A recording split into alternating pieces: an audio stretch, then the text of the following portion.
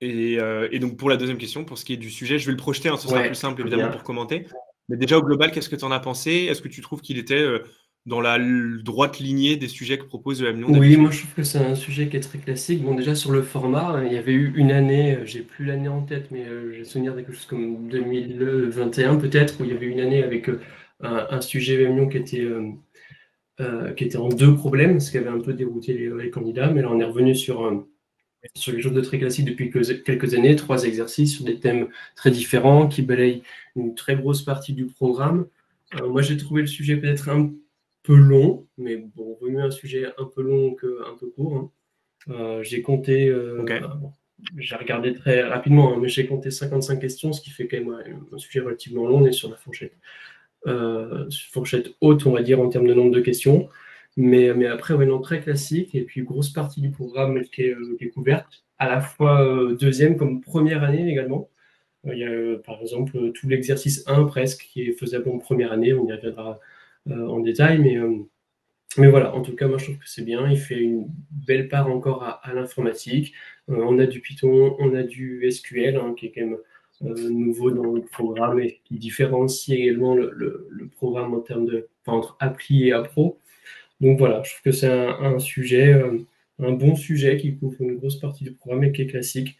Donc avec pas mal de questions de cours également. Donc, voilà. En tout cas, à la Donc, des première bons lecture, ça me M-Lyon, semble un ouais. plutôt bon sujet. Et effectivement, les concepteurs, depuis la transition ECE vers Matappli, nous habituent aussi à beaucoup d'informatique.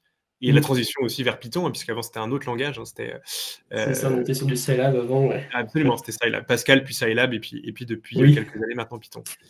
Voilà. Bon, Pascal, ça commence à faire un peu ça commence à dater quand même. ouais, ça commence à faire trop longtemps que je suis dans le milieu des prépas. Ok, alors, on va partager du coup ce sujet. Ce sera plus simple. Voilà. Alors, nous le voici. Merci d'ailleurs, hein, parce que je l'avais eu aussi, mais dans une qualité, disons, discutable. Là, c'est quand même pas mal. On a vraiment un beau, un beau scan. Donc, c'est parfait. Tu vois l'écran? Je te laisse commenter au fur et à Ouais, mesure. c'est bon, je vois. Ouais, ouais. Du coup, tu veux quoi? Tu veux que je commente question par question? Qu'est-ce que tu... Oui, alors bon, évidemment, question par question, ça va être peut-être un peu fastidieux, d'autant plus qu'il y en a pas mal. Mais au moins dans les grandes parties, ce qui t'a semblé, à la lecture du sujet, problématique, ou en tout cas difficile ou discriminant, disons, pour des étudiants? Rien? Ok, pour le moment, rien de formidable. Bon, la partie A, Non, non, évidemment. voilà. Moi, je trouve que, en tout cas, donc, cet exercice 1, qui, comme je le disais, c'est un exercice qui est quasiment en dehors d'une ou deux questions sur des équivalents, qui est quasiment exclusivement du programme de première année. Ça ne veut pas forcément pour autant dire que c'est très facile, mais en tout cas, c'est très classique. On est sur une suite récurrente, hein. On a bien UN plus 1 égale F de UN dans cette partie A, même si, en fait, on s'intéresse réellement à la fonction F qu'à partir de la partie B. Voilà, c'est parce qu'en fait, ici, on a une suite qui a une expression suffisamment simple, on va dire, pour pouvoir l'étudier sans forcément au préalable étudier la fonction f. Donc, on commençait voilà, assez tranquillement et assez rapidement par la question 1, 1A, 1B, 1C. Ça roulait assez bien. Il y a la question 1C qui est pas si simple, en fait, en pratique. C'est une question qui pose souvent des problèmes. En fait, qu'est-ce qu'on obtient à la question 1B? On obtient que la suite UN est croissante. Et on vous dit de démontrer en raisonnant par l'absurde que UN admet plus l'infini comme limite. Souvent, le piège dans lequel les candidats tombent, c'est de supposer par l'absurde que UN ne tend pas vers plus l'infini. En fait, le plus simple et le plus direct, c'est de supposer que UN n'est pas majoré, de montrer plutôt, pardon, que UN n'est pas majoré en supposant par l'absurde qu'elle l'est. Oui. Et donc, on suppose qu'elle est majorée, comme elle est croissante, théorème de convergence monotone, elle converge vers une limite L.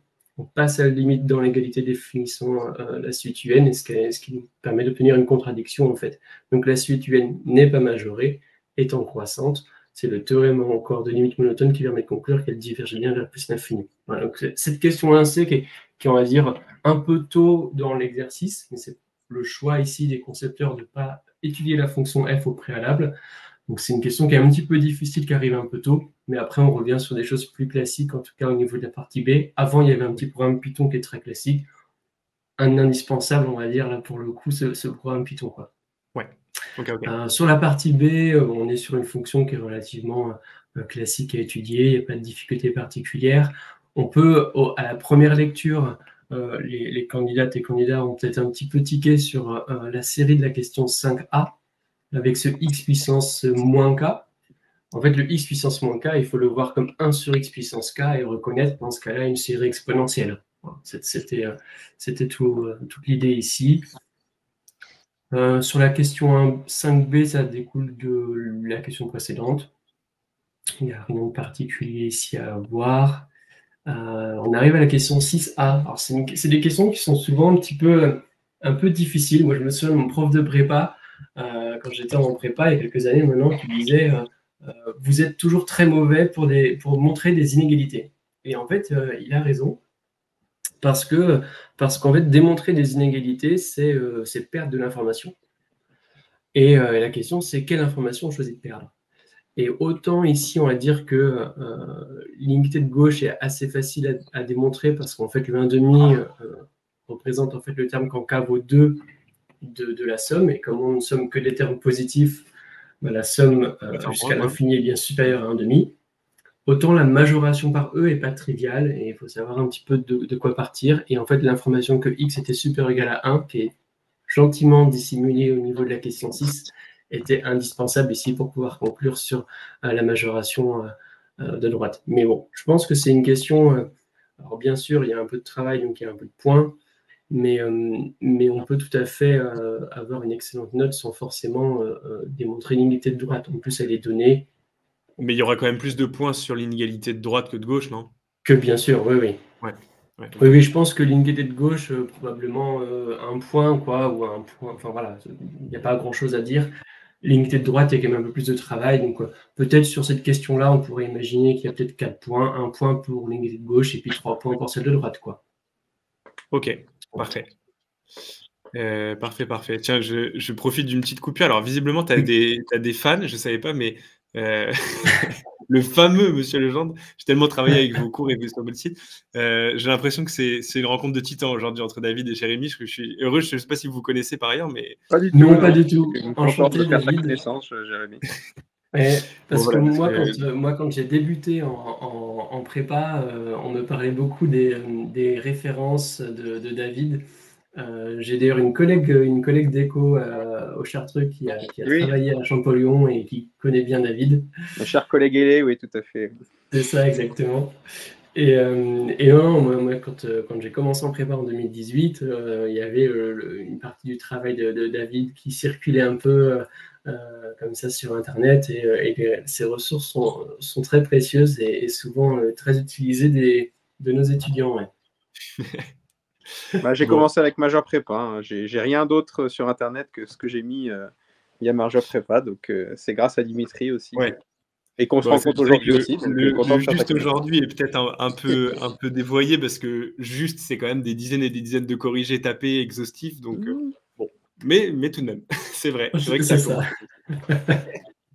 Bon, sur ces belles considérations, on va passer à la partie C. Alors, hop, je te la mets ici. Voilà. Donc là, il fallait étudier le comportement asymptotique de la suite. Voilà, bon, c'est assez classique quand on a des suites récurrentes comme ça, d'essayer de chercher. Alors ici, l'objectif, c'était juste de chercher un équivalent. Hein, c'était le but de la question 11b.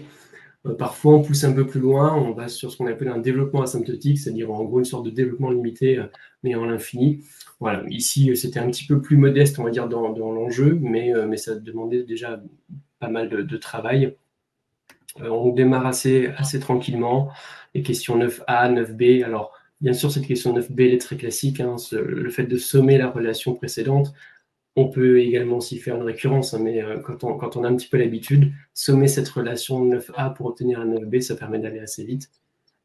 Voilà. Il y a l'encadrement de la 10a. L'énoncé aidait. Hein, je trouve que c'est en cela que c'est aussi un énoncé, enfin un sujet qui est assez bien fait. Il y a à la fois des indications pour donner des pistes sur des questions qui sont un petit peu plus techniques, mais sans pour autant prémâcher le travail, c'est-à-dire qu'il y a de la difficulté par ailleurs qui fait qu'on va pouvoir de toute façon, enfin, mais le jury pourra classer les candidats, je pense, assez facilement quand même sur ce type de sujet, quoi. Voilà, c'est allé, je pense, relativement bien. J'ai pas noté entre guillemets de problème. Si, cette question de 10A, bien sûr, hein, toujours ces petites subtilités auxquelles il faut bien penser quand on est face à un sujet de maths. La rigueur du raisonnement, la rigueur des justifications, Et là, typiquement, on vous dit à l'aide de l'encadrement étoile, donc très bien, on revoit l'encadrement étoile, et en fait, quand on revoit l'encadrement étoile, et quand on l'a sous les yeux, il a été établi seulement pour x supérieur ou égal à 1. Et là, clairement, en fait, il faut remplacer x par UK. Donc, ce qu'on attend forcément des candidats, c'est de dire est-ce qu'on a bien le droit d'utiliser l'encadrement étoile avec x égale UK, quoi. Donc, il faut penser à ça. Je le dis parce qu'il reste encore 3 épreuves de maths, 2 demain, enfin une demain, une après-demain, une lundi. Et pas des moindres. Comment, Dimitri ? Je disais, et pas des moindres. Oui, et pas des moindres, c'est clair. Voilà, mais pensez bien encore à ça. Si vous n'y avez pas pensé sur cette question 10A, essayez d'y penser, parlez ici aux candidates et aux candidats sur les prochains jours pour dire, OK, j'utilise un résultat, quand est-ce qu'il était valable? Est-ce que j'ai bien le droit d'utiliser ça? C'est des hypothèses, en fait. Hein. Vous avez les théorèmes, les propriétés du cours avec leurs hypothèses. Souvent, vous les connaissez bien. Ici, en fait, c'est aussi des hypothèses sur des résultats qui ont été établis précédemment. Mais voilà, en dehors de ces petites choses, il n'y a pas de difficulté particulière. À la question 11B, là, il y a des réflexes à avoir, hein, bien sûr. On vous demande un équivalent de UN. On a un équivalent d'une suite récurrente ou parfois d'une suite implicite. Le réflexe, c'est de chercher un encadrement en fait, du terme général pour savoir si à un moment donné, on ne peut pas passer à un quotient divisé par quelque chose pour faire apparaître par encadrement un quotient qui tournerait vers 1.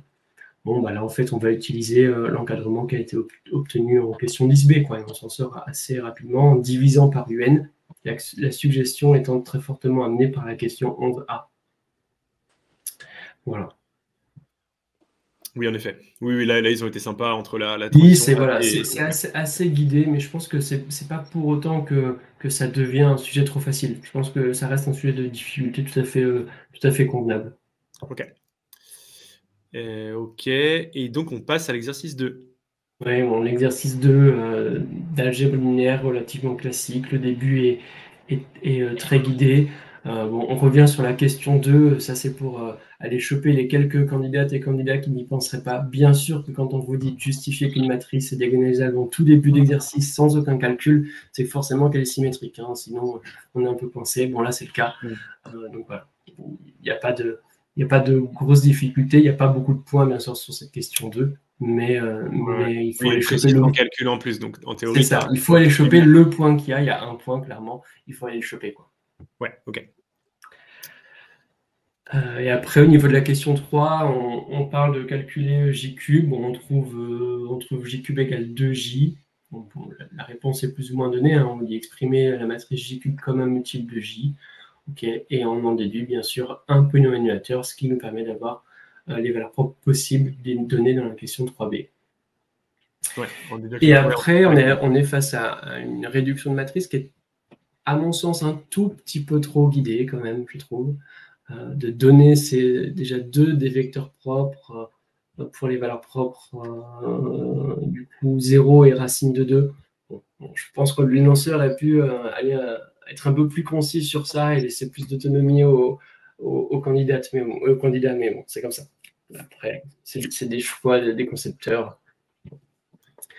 En tout cas, ça se fait assez bien, quoi. La fin de la partie A est un petit peu plus originale. Moi, j'ai beaucoup aimé le lien, après, quand on passe au niveau de la question 7, bon, même si c'est assez classique, mais surtout au niveau de la question 8, de définir cette application linéaire, en fait, qui a une matrice de l'ensemble E associée le triplet défini par son spectre. Voilà. On ne le sait pas a priori, bien sûr, que quand on termine la question 7B correctement, ce qui ne doit pas être le cas de beaucoup de candidats, je pense, on arrive à des questions qui sont un petit peu plus compliquées. Quand on termine la question 7B et qu'on voit l'énoncé de la question 8, on est content en principe de ce qu'on a fait dans la question 7B. Quoi. Voilà. Mais ouais, voilà, rien de particulier, je pense. Peut-être quand même si, pareil, encore un conseil, peut-être, cette question 8, en fait, même si elle permet de se rassurer sur ce qu'on a pu faire dans la question 7B, en fait, il faut faire la question 8, peu importe ce que vous avez pu faire avant, parce que cette question 8 est totalement indépendante du reste. Je sais que c'est pas toujours évident de le voir quand on est le nez dans l'épreuve, nous on a un peu plus de recul forcément, Mais ici, on vous dit en question 8a, donner la matrice grand S de petit s relativement à la base IJK. Bien sûr qu'on sait comment on remplit des matrices. On calcule S de I, on calcule S de J, on calcule S de K. Et en fait, on a juste à prendre successivement A, B, C égale 1 et les deux autres égaux à 0 dans la relation de la question, qui est donnée en introduction de la question 8, quoi. Donc on peut arriver comme ça à aller prendre quelques points sur la matrice grand S, sur ensuite montrer que l'application linéaire petit s est bijective, parce que si vous avez la matrice, on peut utiliser la matrice pour montrer que la matrice grand S est inversible, et donc justifier que S est bijective. Ça marche assez bien, cette forme-là. Ok, oula, pardon, j'ai misclick comme on dit, je vais réafficher le sujet, mais alors tu vas voir, ça c'est quand tu commences à avoir l'habitude et que tu fais des bêtises mais que tu arrives à retomber sur tes pattes. Il y avait une question intéressante sur le pourcentage de sujets, parce que d'un côté tu disais que le sujet était relativement guidé, en même temps il était long, donc pour toi où va se situer le 20? Après évidemment c'est parfaitement fait, donc très peu de candidats vont faire tout parfaitement, mais où tu le situes à peu près cette année? Alors, c'est jamais évident, hein, cette sorte de vin. Je trouve qu'on prend tout de suite beaucoup le risque à commencer. David a peut-être une idée. Moi, peut-être, on va dire, allez, entre 80 et 90% du sujet. C'est une fourchette assez large. Oui, j'ai pas regardé assez en détail le sujet pour me prononcer, mais il avait l'air effectivement d'un format très raisonnable. Donc, dans ces cas-là, c'est un peu la course à qui aura fait le plus dans le sujet quand même. C'est ça. Ouais. Qui aurait fait un peu le mieux. Ok. Ouais. Il y avait une autre question, attends, avant de reprendre. Pardon, là je suis sur 4 onglets en même temps. Ah oui, c'est ça. Ah oui, la question des appros. Non, bah du coup, on n'a pas encore fait les maths appro. Oui, donc ça, c'était pas. C'est une question qui serait qui trouve une réponse relativement rapide. Alors, je reprojette, pardon, le sujet et on va pouvoir reprendre. Pas de souci. Bon, après, on enchaînait sur des graphes, en fait, avec un thème intéressant sur la coloration de graphes. Bon, ça explore, on va dire, le thème de façon assez superficielle, hein, par rapport à tout ce qu'on pourrait dire sur la coloration de graphes, même si personnellement je ne suis pas un spécialiste des graphes, mais il y a quand même le fameux théorème des 4 couleurs. J'invite celles et ceux qui ne savent pas quoi faire ce soir à aller traîner un petit peu sur Internet et se documenter sur ça. Et voilà, en tout cas, l'énoncé parlait un petit peu de graphes ici. En fait, il y avait concrètement aucune question pure sur les graphes. La seule façon dont l'énoncé traite ici les graphes, c'est en faisant du Python. Donc voilà, c'est une façon ici de faire, je ne sais plus, si tu peux descendre un peu. Oui, pardon, excuse-moi. Parce que pas de souci. C'est la page 4 maintenant. Ouais. Oui, c'est ça, la page 4. Ah oui, pardon, oui, désolé, j'étais resté sur la page 2. Tu peux passer à la page 5. Ouais. Voilà. Voilà. Je crois que de mémoire, du coup, il doit y avoir 5 questions peut-être en Python. Ouais, c'est ça. Rédiger en Python. Ouais, donc là, tu as toute une partie Python. Et donc l'énoncé était assez sympa parce qu'il guide quand même, je crois que c'était au niveau de la question 10 d'ailleurs, où il écrit un programme en français, il n'y a plus qu'à le traduire en Python, peut-être là encore une indication un petit peu superflue, mais sinon voilà, en tout cas ça fait la part belle à Python ici sur cette deuxième partie d'exercice 2. Faut quand même pas oublier que l'informatique en appli au sens large, hein, j'inclus Python et SQL, ça représente, on va dire, autour de 10% des points de barème. Et j'insiste sur 10% des points de barème. Parce que 10% des points de barème, ça ne fait pas 2 points sur 20, en fait. 10% des points de barème, si les questions Python sont bien traitées, ça peut faire 3 points, 3 points et demi, et sur des sujets top 3, peut-être même presque plus, sur 20. Et même déjà 3 points, 3 points et demi, c'est énorme, en fait. Oui.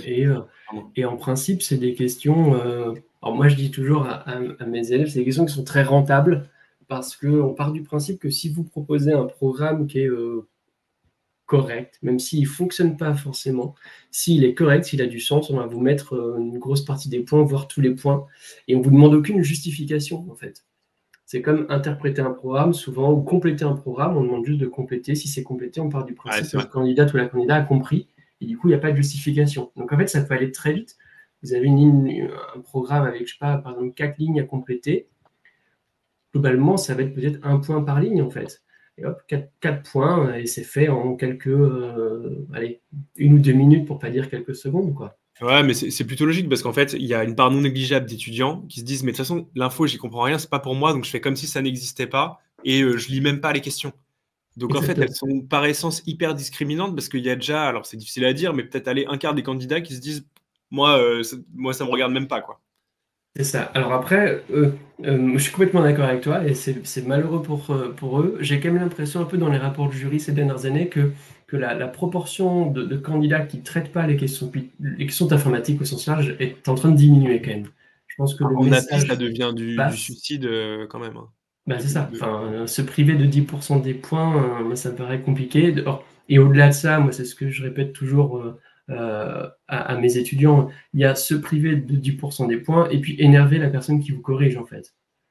Parce que faire une impasse complète, ça met toujours la correctrice ou le correcteur de mauvaise humeur. Oui, c'est vrai. Et, Oui, et- c'est et un la peu ce pire que chose disait à faire, Léna c'est en d'énerver la personne général, qui quoi. vous C'est de corrige. dire: «Ton sujet, il m'intéresse pas ou il me plaît pas ou il C'est est pas ça. bien». Enfin bref, ouais. C'est vrai. Après, Enfin, c'est voilà. plus Mais vite bien sûr corrigé qu'il faut aussi. insister sur Python. Python se prête bien, enfin, mélange graphe, Python, ça marche très bien. Donc, on va dire que cette partie B qui est pas si originale que ça et à retravailler à l'occasion, je pense, pour les candidates et les candidats. OK, et ensuite on avait une bonne vieille variable aléatoire au début d'exercice 3 en tout cas. Et oui, et en fait, on est sur une loi de Pareto et j'ai envie de dire, Enfin, c'est la C'est la mode, hein. redite de 2020, où 2020, Ecricom et EM Lyon proposaient tous les deux un sujet sur la loi de Pareto, qui était en plus extrêmement proche en 2020. Là, il y a un peu plus de différence, quelque part, heureusement. Mais la preuve encore que, bien sûr qu'il faut passer Ecricom, même pour les candidates et candidats éventuellement qui n'ambitionnent que le top 3, parce que parfois dans les grosses prépas, on a ce genre de candidats. Non, il faut passer Ecricom, quoi qu'il arrive. Il y a en plus de très bonnes écoles à Ecricom. Le niveau en maths avec Ecricom est plus que suffisant pour s'entraîner pour la BCE, en tout cas pour les épreuves EM et EDEC. Avec EM, oui, On c'est est du même tonneau, hein. C'est ça, c'est exactement le même format puisque le M. Enfin, oui, bien sûr, il faut passer Ecricom et peut-être jeter un coup d'œil entre Ecricom et la BCE. Là, cette année, il y avait quand même 5 jours de dispo, même s'il y avait le week-end de Pâques. Mais peut-être que ça valait le coup de jeter un petit coup d'œil au sujet Ecricom, enfin le refaire en tout cas, et bosser un petit peu cet exercice sur la loi de Pareto qui avait également à Ecricom. En tout cas, voilà, ça rentre assez classiquement, même si je trouve que pour un début d'exercice de variateur à densité, la question 1B rentre peut-être un petit peu dans le dur d'un point de vue des justifications qui sont attendues. À voir. Il n'empêche que c'est classique, on est sur une transformée de variable aléatoire à densité, U sur une uniforme. Il n'y a pas d'originalité particulière sur ce début de problème. J'invite les candidates et les candidats éventuellement à bosser le corrigé d'Ecricom pour aller répondre à la question 2, parce qu'en fait, la réponse à la question 2 est faite dans le corrigé d'Ecricom, mais dans un cas plus général que celui traité dans le sujet VMLion. OK. Bon, en tout cas, immense avantage pour ceux, effectivement, les 4/5 des candidats qui ont passé Ecricom, Bien et qui, sûr. a priori, ont planché là-dessus.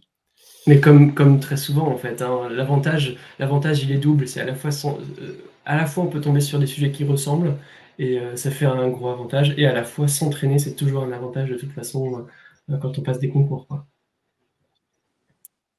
La partie B, Absolument. Ouais. oui. Pardon, je t'ai coupé, vas-y. Non, pas de souci. La partie B, on est sur un maximum de variatoires. Bon, c'est très classique, hein, des maximums, des minimums aussi. C'est des choses qu'on rencontre souvent sur des variatoires à densité.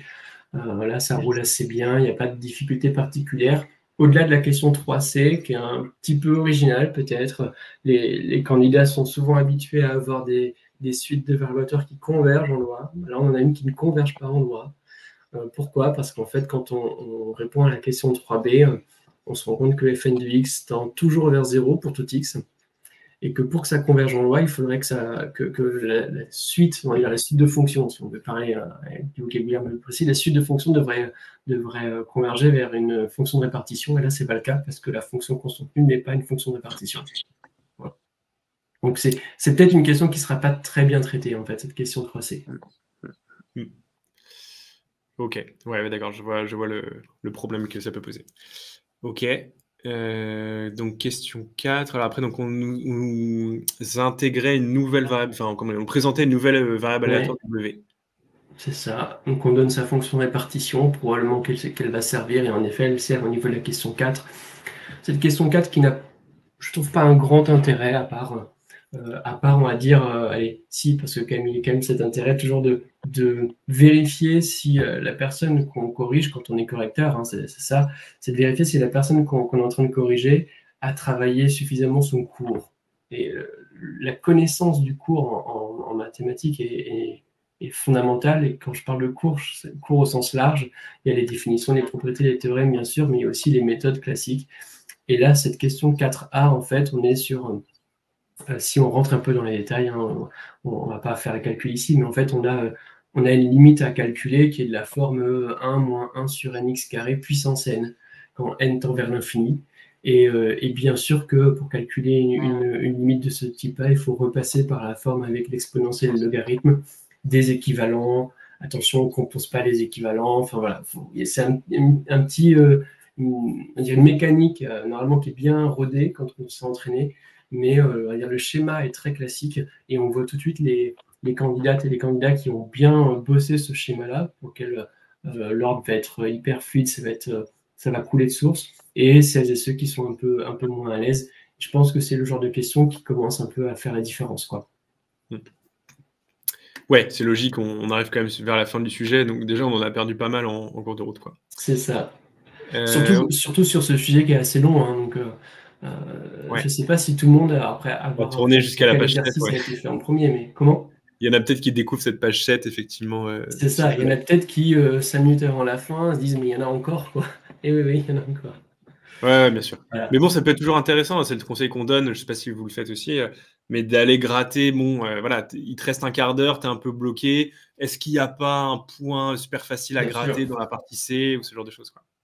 Et il y avait des points très faciles à gratter dans cette partie C, c'est une partie de SQL qui est... Il y a 3 questions de SQL, c'est les premières choses qu'on voit en SQL quand on fait du SQL avec les élèves, en fait. J'ai envie de dire, l'énoncé ne pouvait pas faire plus simple. Voilà. Donc là encore, ouais. Voilà, l'énoncé est très court, il définit une seule table. Il n'y a même pas 2 tables, parce qu'à partir de 2 tables, on peut se dire « Ah là là, il va y avoir une jointure à faire, une jointure c'est un peu plus compliqué ». Là, il n'y a qu'une seule table, donc pas de jointure. Voilà, oui, j'avoue, là, en fait, tu ne pouvais pas faire une question plus triviale que ça sur le SQL. Ouais. Et là, clairement, je pense que les candidates et les candidats qui sautent la partie C... Ah, c'est dommage. Hein. Ouais, c'est un dommage et ça ne donne pas forcément une très bonne impression, quoi. Ouais, c'est clair. Surtout que c'est même pas long à rédiger et tout. Ouais, non, c'est ça. Ouais, c'est cool. Donc là, la partie C, hyper classique, très facile même. Et puis la partie D, un petit peu plus difficile, mais tout de même classique. On est en train de travailler sur un schéma très classique qui est tombé régulièrement. C'est écrit comme, peut-être pas ces dernières années, peut-être qu'il faut remonter sur des sujets plutôt avant 2010. Même si pour moi ça date un peu et j'enseignais pas encore à l'époque, mais pour moi c'était le sujet plutôt en 2010 avec ce conditionnement très classique binomial poisson où en fait voilà, on a une loi conditionnelle au niveau de la question 9a, la loi conditionnelle de t sachant grand N égale n et la loi binomiale et on sait que grand N c'est une loi de poisson, donc en fait quand on l'a déjà fait 2-3 fois, on sait très bien que notre variatoire t va suivre une loi de poisson également, et que le paramètre de cette loi de Poisson, c'est ce qui est demandé à la question 10, en fait, est le produit du paramètre, enfin des 2 paramètres, en fait, du paramètre lambda, ici, de la loi de Poisson de grand N, par le paramètre petit p, c'est-à-dire 1 sur a carré de notre binomial. Voilà.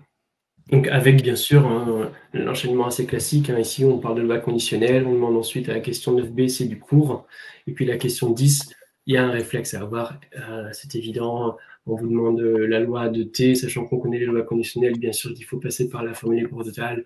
Enfin, c'est des mécanismes normalement assez classiques, j'espère que les candidates et les candidats ont vu. Après, on est sur une fin d'exercice, on est sur une fin de sujet. Il se peut que bon nombre de personnes ne traitent pas ces questions-là, pas parce que ça manque de méthode et de connaissances, mais parce que ça manque de temps. Donc voilà, c'est pas forcément très grave. Et la question 11 était un joli cadeau pour celles et ceux qui ont fait la question 10. Non content d'avoir réussi tes calculs à la question 10, tu as le paramètre de ta loi de Poisson et en plus, ensuite, tu as un point de plus pour savoir que l'espérance de loi de Poisson de paramètre mu, c'est mu, quoi. Voilà. Ouais, c'est ça. Bon, fallait juste pas être trop fatigué après 3h57 de Mais maths. c'est ça, en fait. Moi, je pense qu'il y en a beaucoup qui s'arrêtent un peu avant, ou peut-être qui commencent la partie D, mais qui n'ont pas le temps de la finir. Et quelque part, c'est pas grave et c'est pas déconnant. 55 ou 56 sujets, c'est beaucoup. Questions, pardon. Ça ferait vraiment beaucoup.